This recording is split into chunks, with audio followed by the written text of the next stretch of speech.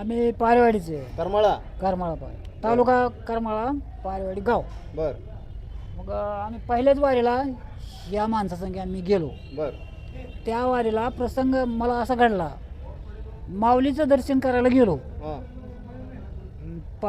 चप्पल मी अशी बाजूस ठेवली, हां दर्शन घेऊन आलो.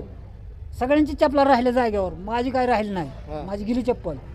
परत मग वारीत असं चालायला लागलो मी. हां चालायला लागल्यावर ते अशी शेजारी म्हणले, अहो दादा तुम्हाला आम्ही चप्पल घेतो.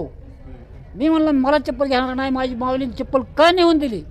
हां म्हणलं मी चप्पल घेणार नाही. हां मग इथे सासवड घाटाला असं घामघाम झाला. हां शेजारची जी माणसं आपले संगीती होते ते काय म्हणले की दादा आम्ही तुम्हाला चप्पल घेतो, आमच्याजवळ पैसे आहेत, तुम्हाला 10,000 रुपये वर्गण करून तुम्हाला देतो.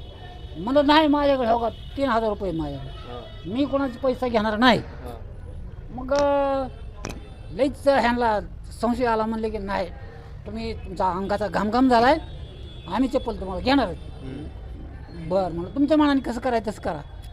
मग चप्पलाचं दुकान असे समोर गेलो आहे आम्ही. आमची चौघा जणांची चालली की ही चप्पल नाही बरोबर, ती नाही बरोबर.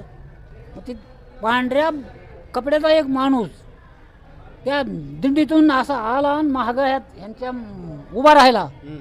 पांढरा शिपत फेटा बांधून सगळी कपडे घालून उभा राहिल्यावर ते म्हणतोय तुम्हाला कोणती चप्पल आवडती तेवढी चप्पल तुम्ही घाला आणि पैसे मी देणार आहे, तुमच्याजवळचा आधी 1 रुपया देऊ नका, असं म्हणलं ते महाराज. कोण होता तर आम्हाला कल्पना नाही झाली.